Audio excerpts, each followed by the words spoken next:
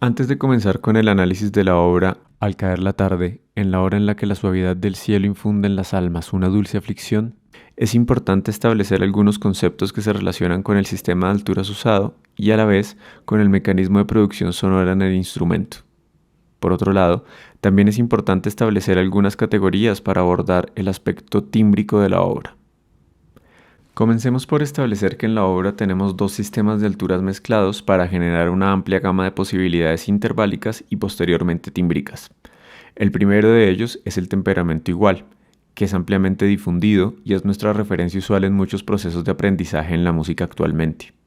El segundo es la entonación justa, que es obtenido de la serie armónica.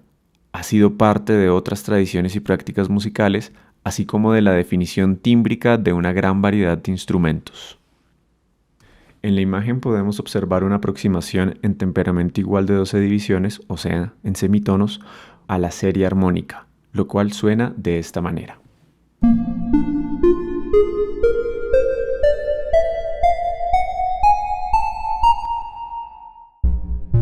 La anterior aproximación difiere de la serie armónica que encontramos en instrumentos de cuerda y viento. En la segunda gráfica podemos observar una notación más específica para hacer referencia a lo que ocurre en cada parcial de la serie.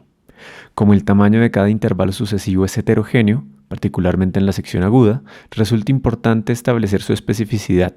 La serie armónica suena así.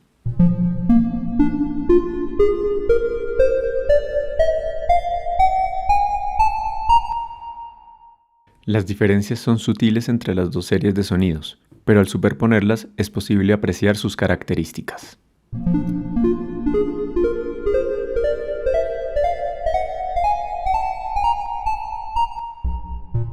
En el caso del corno francés, así como en otros instrumentos de viento, los dos sistemas de generación de altura están presentes, y en esta obra se busca aprovechar esa coexistencia como parte esencial de la paleta de posibilidades.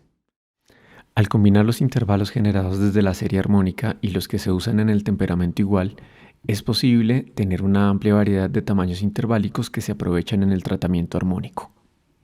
Por otro lado, el interés sobre el parámetro tímbrico es también importante y estructural para la obra. Los sonidos que normalmente escuchamos en el instrumento están constituidos por componentes de la serie armónica con diferentes intensidades, a lo cual llamaré acá cantidad de energía. Voy a usar un espectrograma para ilustrar los diferentes tratamientos tímbricos que aparecen en la obra. Para entender rápidamente esta representación gráfica del timbre, basta con saber que el eje vertical representa las frecuencias, el horizontal el tiempo y el color la intensidad. En la gráfica observamos los dos primeros sonidos de la obra, en los cuales hay un diminuendo sobre la primera altura, lo que genera una disminución de la energía en los componentes de la serie y una desaparición de otros, representado esto en gamas más oscuras de color. Esta relación con la intensidad desde una perspectiva tímbrica implica que nuestra percepción de intensidad no es separable del timbre y que la tendencia a la disipación de energía ocurre en frecuencias agudas.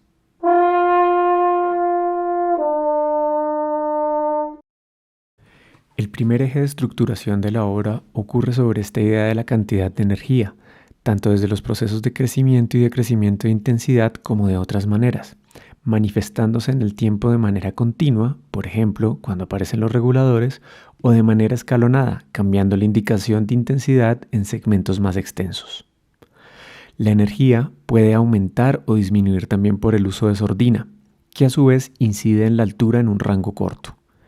El movimiento de la lengua, que permite ganar energía en los armónicos superiores cuando está arriba, o el uso de medias palancas que atenúa y redistribuye la energía, además de cambiar la altura de manera continua y amplia. Los siguientes son ejemplos de este tipo de transformación tímbrica y sus grafías en la partitura.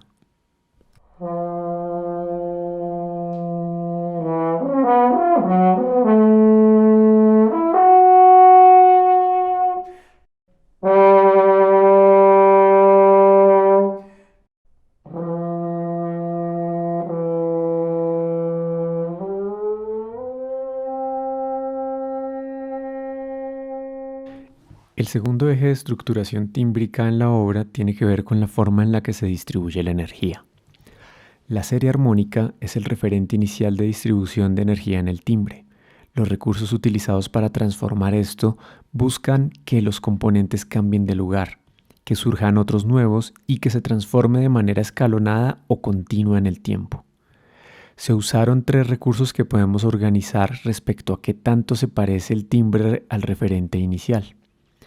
El primero es el uso del frulato, que por agregar una iteración interna al sonido genera componentes de ruido entre cada parcial del espectro. Sin embargo, la energía se distribuye con una alta similitud respecto al sonido original. Por otro lado, está el tongue ram, que es el timbre menos parecido al usual del corno. Es ruidoso en su esencia, corto y poco resonante. Este sería un extremo en la relación de diferenciación.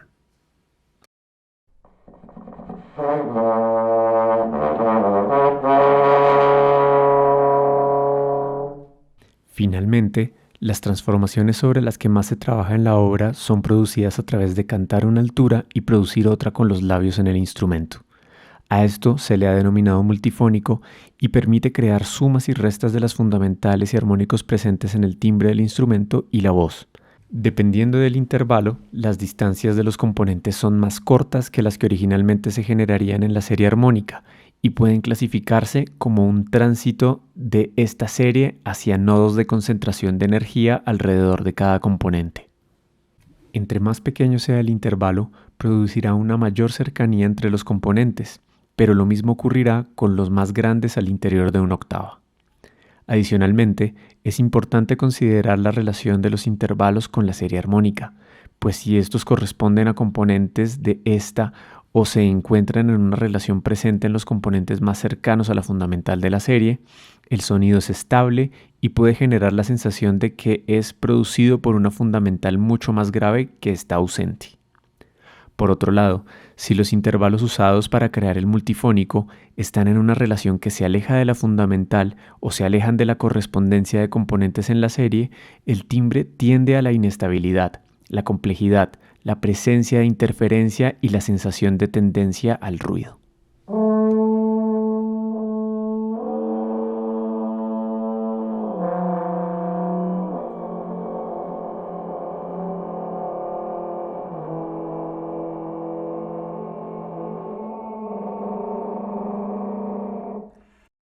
Según lo descrito, la transformación genera sucesiones de timbres dentro de esta categoría, pero también fundidos entre timbres armónicos cuyos componentes se superponen con los nuevos timbres para iniciar o finalizar el sonido y yuxtaposición con otros sonidos cuyos componentes no incluyen los del sonido siguiente.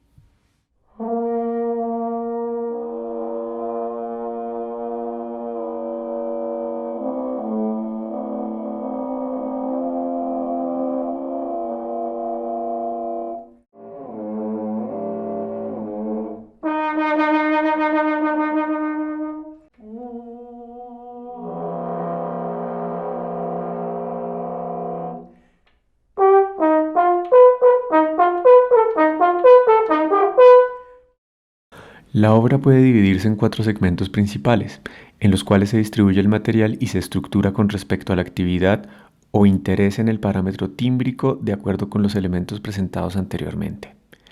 En el primer segmento, el timbre es expresado principalmente a través de la cantidad de energía, pero el foco de interés primordialmente es sobre el parámetro tónico. Puede pensarse que su actividad tímbrica es estable y no muy variada. Para el segundo segmento se realiza una primera activación del parámetro tímbrico, tanto desde la cantidad de energía como de la distribución de esta, y en este último proceso, avanzando hasta un grado de complejidad medio, con un marcado avance para generar el primer pico de interés tímbrico en la estructura. Adicionalmente, se deriva una primera aparición de una paleta más amplia de intervalos.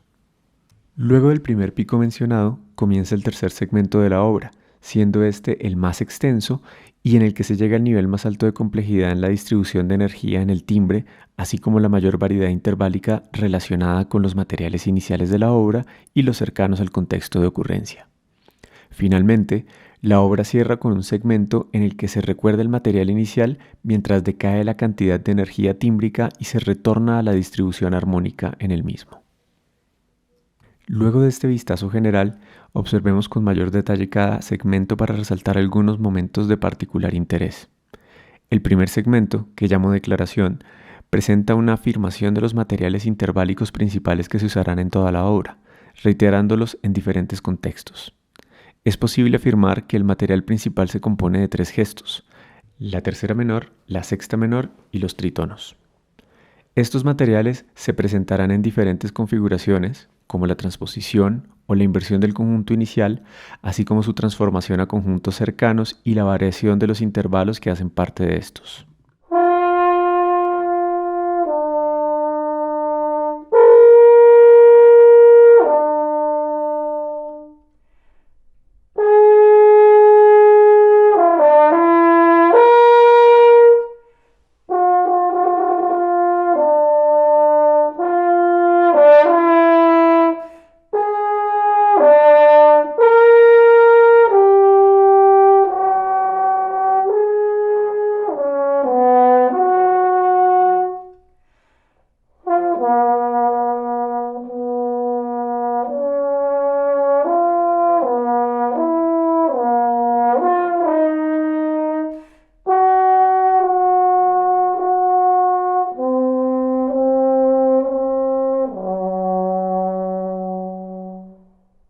En el segundo segmento, que he llamado primer despliegue tímbrico e interválico, aparecen otras transformaciones tímbricas como la sordina, los multifónicos, el frulato y las posiciones de la lengua.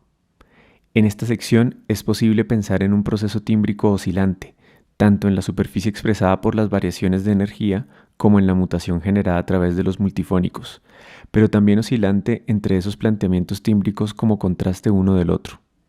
Es importante señalar que el comportamiento cíclico se moldea con una tendencia para mantener la oscilación, pero alejándola del eje de estructuración inicial.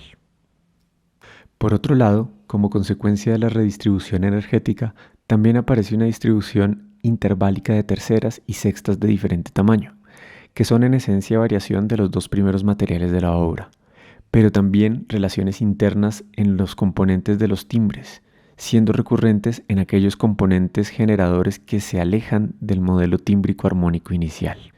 Escuchemos algunos ejemplos que dan cuenta de la complejización tímbrica de esta sección, tanto los timbres armónicos y sus modificaciones como los multifónicos.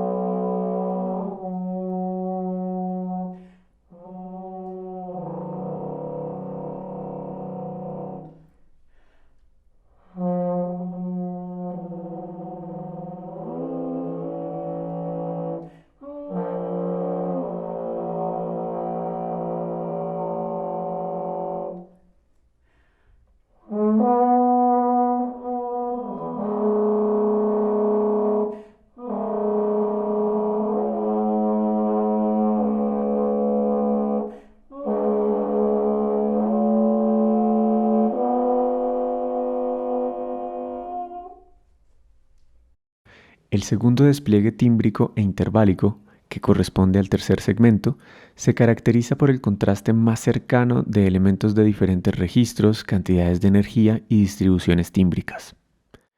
Todas las transformaciones ocurren a mayor velocidad, generando picos de interés en el tratamiento tímbrico con el avance hacia configuraciones más complejas, inarmónicas o ruidosas.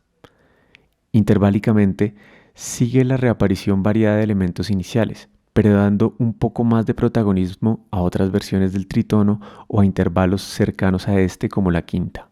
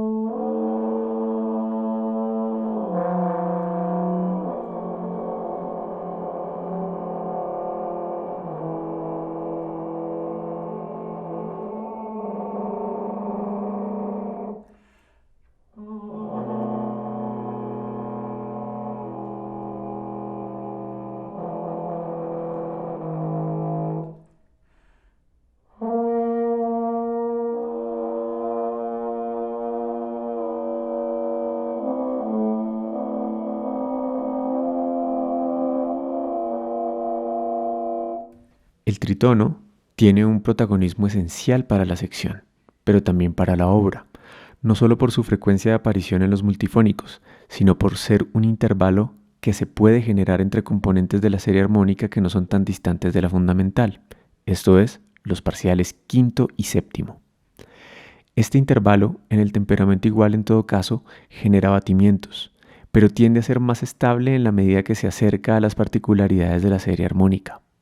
Es por esta razón que la sección cierra con un multifónico cercano al tritono que llamaré septimal, usando en este caso un séptimo armónico que se imita con la voz y tocando en el corno la otra altura que hace parte del temperamento igual.